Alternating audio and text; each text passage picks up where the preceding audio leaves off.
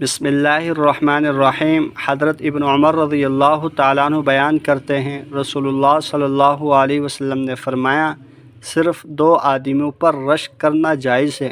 ایک وہ آدمی جسے اللہ نے قرآن کا علم عطا کیا ہو اور وہ دن رات اس کی تلاوت و عمل کا اہتمام کرتا ہو، اور ایک وہ آدمی جسے اللہ نے مال عطا کیا ہو اور وہ دن رات اس میں سے خرچ کرتا ہو۔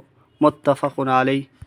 حضرت عائشہ رضی اللہ تعالیٰ عنہ بیان کرتی ہیں، رسول اللہ صلی اللہ علیہ وسلم نے فرمایا، ماہر قرآن اطاعت گزار معزز لکھنے والے فرشتوں کے ساتھ ہوگا، اور جو شخص اٹک اٹک کر قرآن پڑھتا ہے اور وہ اس پر دشوار ہوتا ہے تو اس کے لیے دوہرا اجر ہوگا۔ متفق علیہ۔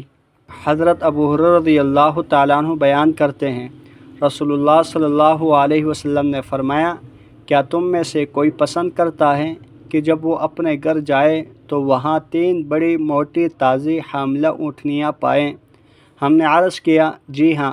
آپ صلی اللہ علیہ وسلم نے فرمایا، تم میں سے کوئی شخص اپنی نماز میں 3 آیات پڑھتا ہے تو وہ 3 آیات اس کے لیے 3 موٹی تازی حاملہ اونٹنیوں سے بہتر ہیں۔ رواہ مسلم۔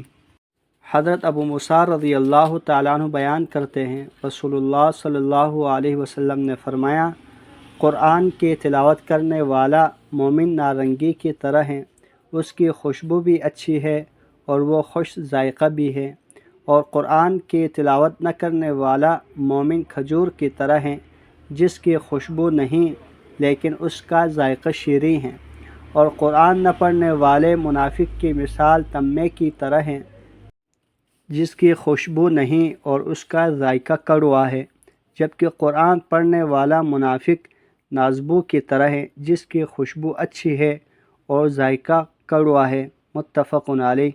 اللہ جل شانہ سے دعا ہے، جتنی احادیث ہم نے پڑھی سنی ان پر اچھی طرح عمل کرتے ہوئے دوسروں تک پہنچانے کی توفیق عطا فرمائیں۔